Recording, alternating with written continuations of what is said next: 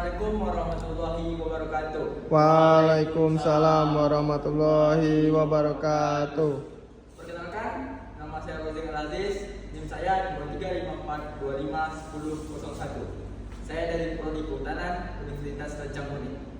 Baik, di sini Bapak Ibu pernah mendengar apa itu penyuluhan kan? Belum.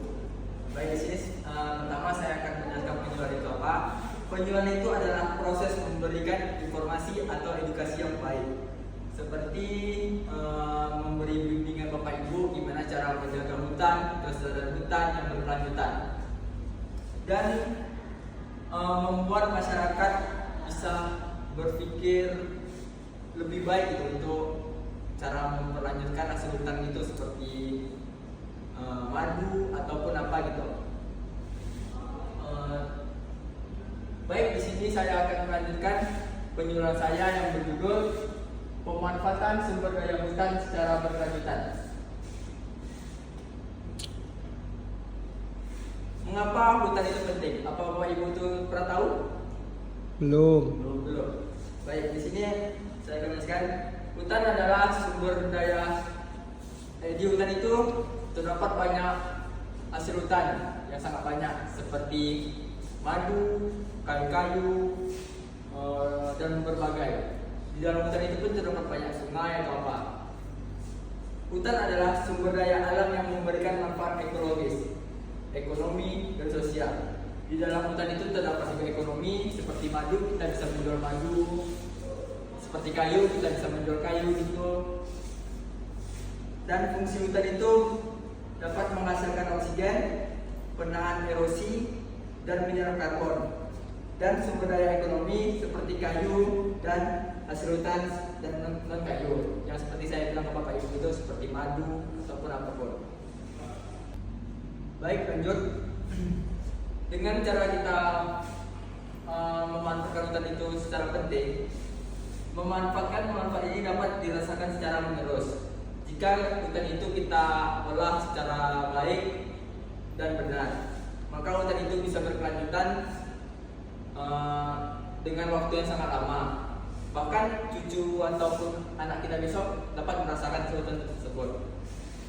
Lanjut, dengan mengelola hutan secara berkelanjutan yang baik, kita dapat mencapai keseimbangan antara kebutuhan manusia dan kebutuhan alam, sehingga manfaat hutan dapat terus menikmati dengan generasi seterusnya. Apa itu manfaat berkelanjutan? Pemanfaatan sumber daya hutan dengan bijaksana agar tetap tersedia untuk generasi mendatang prinsip manfaat yang berkelanjutan. Di sini prinsip itu terbagi menjadi 3. Yang pertama, konservasi ekosistem, menjaga keseimbangan ekosistem. Di sini konservasi itu seperti menjaga atau melestarikan hutan,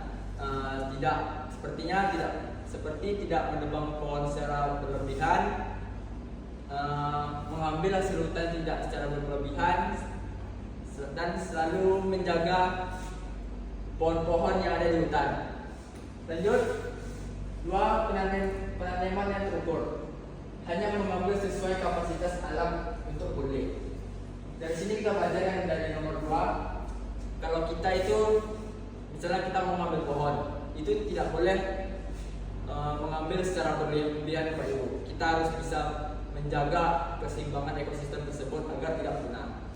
Lanjut yang ketiga, diversifikasi, pemanfaatan berbagai hasil hutan, bukan kayu. Seperti itu. Nomor 3 itu kita bisa memahami seperti hasil hutan bukan kayu gitu, seperti madu ataupun apa. Lanjut, apa saja ancaman terhadap hutan? Ancaman untuk terhadap hutan itu terbagi. Lanjut, apa saja ancaman terhadap hutan? Yang pertama itu deforestasi dan penambangan liar. Yang kedua, degrasi lahan akibat aktivitas manusia. Yang ketiga, kebakaran hutan. Yang keempat, hilangnya kesadaran masyarakat tentang pentingnya menjaga hutan.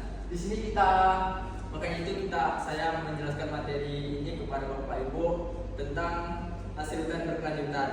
Jika hasil hutan telah deforestasi dengan cara yang salah seperti penebangan liar atau kerusakan ekosistem hutan. Langkah-langkah perbaikan itu diperlukan untuk memulihkan kondisi hutan penerapan yang sangat lama.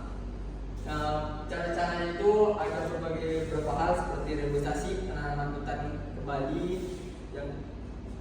dan kedua itu menjaga ekosistem hutan. Lanjut, bagaimana penyuluhan hutan itu membantu?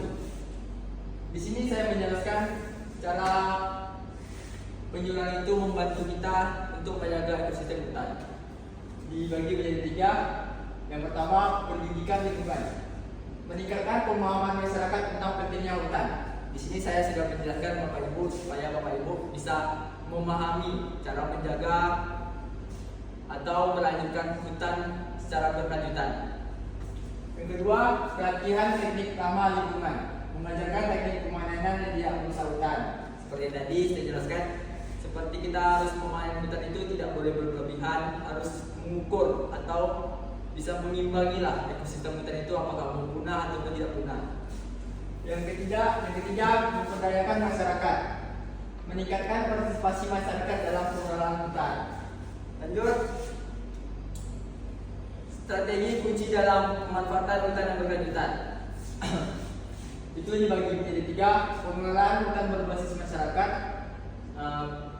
Masyarakat terlibat langsung dalam pengelolaan hutan. Yang kita tahu, hutan itu dapat rusak dibagi menjadi 2 faktor, yaitu faktor alami atau faktor manusia. Yang itu biasanya terbanyak diakibatkan banyak oleh manusia, atau manusia lupa ataupun manusia tidak tahu bagaimana cara memanfaatkan hutan itu dengan benar. Yang kedua, agroforestry, kombinasi kehutanan dan pertanian. Contoh budidaya kopi di bawah tegakan pohon. Yang ketiga, ekowisata, pengembangan wisata alam yang memberikan pendapat tanpa merusak hutan. Lanjut, studi kasus keberhasilan pemanfaatan dan keberlangsungan. Hutan adat Dayak di Kalimantan. Dayak berhasil memanfaatkan hutan tanpa merusaknya seperti rotan dan damar. Dayak itu berhasil menghasilkan atau menjaga rotan atau damar dan bisa menghasilkan rotan itu berkelanjutan seperti bisa membuat kursi ataupun anyaman. Begitu juga damar dia bisa menghasilkan seperti parfum ataupun wangi-wangi lagi gitu. Yang kedua, rehabilitasi mangrove Jawa. Memulihkan ekosistem hutan di mangrove dengan partisipasi masyarakat pesisir. Yang kita tahu, mangrove itu biasanya terdapat di kawasan perairan mungkin ya. Lanjut, pemanfaatan hutan berkelanjutan untuk masa depan. Nah, ini yang sangat penting ya saudara-saudara, Bapak Ibu. Pemanfaatan sumber daya hutan secara berkelanjutan adalah kunci untuk menjaga ekosistem dan kesejahteraan masyarakat. Mengapa pemanfaatan hutan berkelanjutan itu sangat penting? Karena apabila tidak terlaksana kelestarian ekosistem berkelanjutan ini, itu sangat berpengaruh atau dampaknya itu sangat luar biasa. Kita memulihkan nyawa itu cukup membutuhkan waktu yang sangat lama, Bapak Ibu. Maka saya menyampaikan materi ini supaya Bapak Ibu bisa dapat kesadaran tidak melakukan hal tersebut. Apa yang bisa kita lakukan? Yang pertama, ikut serta dalam program penyuluhan kehutanan. Yang kedua, menerapkan prinsip-prinsip pemanfaatan berkelanjutan di lingkungan sekitar. Yang ketiga, mendorong kelestarian hutan dan partisipasi aktif dalam pengelolaan hutan berbasis masyarakat. Bapak Ibu, saya harap bisa melakukan cara melestarikan hutan itu secara berkelanjutan. Baik, sampai di sini saja materi saya yang saya berikan kepada Bapak Ibu. Saya harap Bapak Ibu bisa mencerna materi yang saya telah berikan tentang penyuluhan hasil hutan yang berkelanjutan. Mari kita sama-sama menjaga atau melestarikan hutan itu secara berkelanjutan dan panjang, supaya anak dan cucu kita dapat dapat merasakan hasil hutan tersebut. Baik, assalamualaikum warahmatullahi wabarakatuh. Waalaikumsalam warahmatullahi wabarakatuh.